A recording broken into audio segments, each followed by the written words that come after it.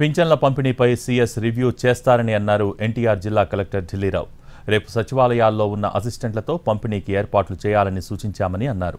వికలాంగులు, వృద్ధుల వద్దకు వెళ్లి పింఛను ఇచ్చేలా ఏర్పాట్లు చేయాల్సి ఉందన్నారు కలెక్టర్ ఢిల్లీరావు. టెక్నికల్గా కావాల్సిన అంశాలు సిద్ధం చేసుకోవాలన్నారు. నిధుల విషయంలో ఎలాంటి అనుమానం లేదంటున్న కలెక్టర్ ఢిల్లీరావుతో మా ప్రతినిధి రామ్ ఫేస్ టు ఫేస్ ఇప్పుడు చూద్దాం. 2024 ఎన్నికలకు సంబంధించిన వరకు అన్ని ఏర్పాట్లు అధికారులు అయితే చేస్తున్నారు.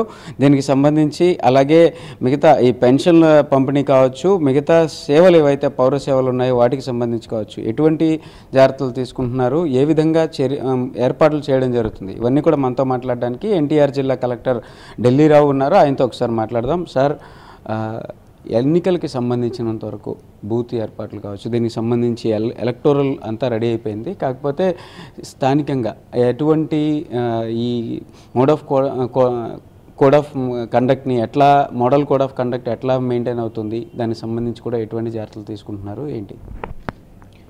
మీరు చెప్పినట్టు పోలింగ్ స్టేషన్స్ అన్నీ కూడా ఆల్మోస్ట్ కంప్లీట్ అయిపోయినాయండి. అంటే 1781 ఈ PC-12 విజయవాడలో ఉన్నాయి.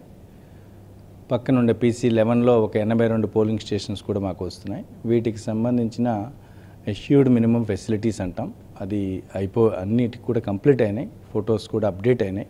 అయితే అక్కడక్కడ పవర్ స్విచెస్ అని ఇలాంటివి ఏవైతే ఉన్నాయో ఆ వర్క్ కూడా మరొక 1-2 డేస్లో కంప్లీట్ అయిపోతుంది. సో అయితే ఈ డేటా మొత్తం అంతా కంప్లీట్ అవుతుంది, కరెక్టే.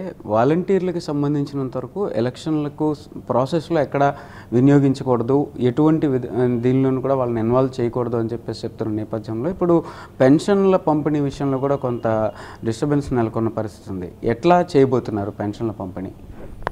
అంటే election commission of India clear instructions ఇచ్చింది, వాలంటీర్స్ ద్వారా డిస్ట్రిబ్యూషన్ చేయొద్దని. దెన్ స్టేట్ గవర్నమెంట్కి ఆల్టర్నేటివ్ మీన్స్ ఏవైతే ఉన్నాయో వాటిని వర్కౌట్ చేయండి అనుకొని చెప్పేసాను. దాంతో గౌరవ చీఫ్ సెక్రటరీ గారు ఇప్పటికే రివ్యూ అనేటువంటి చేస్తున్నారు. అందరు కలెక్టర్స్ అభిప్రాయాలు కూడా తీసుకున్నారు. So thing is that only most important one biometric మీన్స్లో ఇవ్వాలి కాబట్టి ఆ నెట్వర్క్, ఆ బయోమెట్రిక్ సక్సెస్ ఏదైతే ఉందో అది ఇక్కడ క్రూషియల్. సో దానికి తగ్గట్టుగా ప్లాన్ చేసుకుంటున్నాం. పెన్షన్స్కి సంబంధించిన వరకు ఫండ్ అలొకేషన్స్కి సంబంధించి ఏర్పాట్లు అయిపోయినాయా?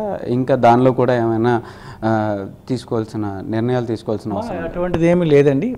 మాకు ఇప్పుడు ఏంటంటే హాలిడేస్ వల్ల బికాస్ 3rd అనేటువంటిది డిస్ట్రిబ్యూషన్ అన్నది స్టార్ట్ చేయాలనుకున్నట్టుగా.